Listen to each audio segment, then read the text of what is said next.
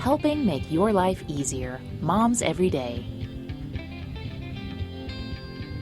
Hi, happy Friday. I'm Hattie Cheek. Today we have Kim Cummings with us from Health South Rehab. We're going to be talking about what happens when there's a stroke, some tips that go along with that, because I know that some people, you come encounter with someone who's had one, someone who may have one, you may have one all the time, so it's definitely something that we like to know about. So let's start with what exactly is a stroke for folks who don't A really stroke know. can occur when there's been an area of the brain that has for some reason not received the oxygen or the blood supply that it needs. So parts of the brain that doesn't receive the oxygen or the blood, those cells start to die. So you start having symptoms in your body that's a reflection of those cells not working properly. Okay, and so what are some of the common causes? Well, there's actually two types of different causes, or what we call two different types of strokes. Okay. There's a hemorrhagic stroke, which means there's actually bleeding into the brain itself. Okay. And then there's actually ischemic stroke, which ischemic means that the parts of that tissue is actually dying because for some reason there's a blockage in those vessels and that area of the brain's not getting the blood or the oxygen that it needs. It can be caused from a clot or damage. Is there one that's worse than the other, or are they pretty much just They as can basically dangerous? cause the same set of symptoms, yes. All right, so, and we've heard all about these mini strokes. Now, what's that? Mini strokes is kind of like a layperson's term for what the medical term is called TIA, which stands for transient ischemic attack. We kind of refer to those as mini strokes because with TIAs, unlike the real stroke, so to speak, you see the symptoms and then you don't. So it's kind of like now you see it, now you don't. You may have the symptoms for several minutes up to several hours. And that's frustrating, especially because you're having it, then it goes away, and you're thinking that something, maybe you've gone crazy. Yeah. and And it's not to be taken too lightly, because just because you're having many strokes, you need to be really concerned with that, because that could be a sign that a real stroke is to occur later. And can it have its own side effects just through life, even if you weren't to have a major stroke? Yes, it could. So what kinds of side effects would you get from that? Well, you may have weakness in one arm, leg, one side of the body. You may have visual problems. You may have speech problems. So even though it's a mini stroke, it can give you this deficits or the signs and symptoms of a real stroke. And we're seeing PSAs a lot, and we hear about things of like you need to know the symptoms, the sign and symptoms of a stroke.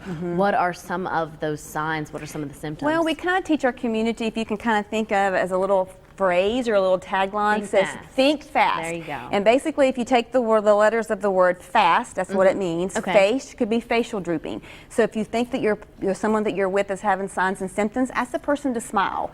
You may actually not see one corner of the mouth rise. You may actually see the facial drooping. Okay. Arms would be just have the person hold their arms out. If there's actually some deficits or weakness, they'll have a drift, or they may not be able to raise one arm at all. Oh, okay. The S is for speech. Have the person just tell them their name and your address. If they can't repeat it back to you, you kind of get a blank stare, or they may be able to repeat it back to you, but you don't understand it. The speech may be garbled. Okay. And then the T essentially stands for time.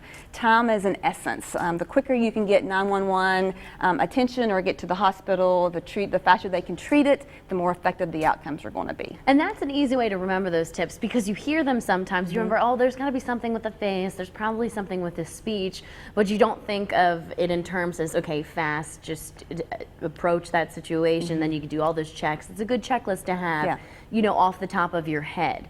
So, I mean, what can somebody expect if they're staying at Health South? Yeah, stroke survivors that come to Health South for rehab can expect a more comprehensive, multidisciplinary team approach, which means we're going to basically attack you, not attack you, but in basically the best way possible. Yeah, exactly. Treat you from all areas that needs to be addressed. It can be from OT, physical therapy, speech therapy, nurses, doctors. We're going to basically rehab is relearning. Okay. So we're going to teach you and make you sure that you can relearn how to do things that you weren't able to do after you had the brain injury or the stroke. And that really is an incredible aftermath of a stroke, how people just, some can't speak, some can't either speak well, and they've just got to completely start over. So you've seen a lot of people like that. Absolutely. And what is that like for you?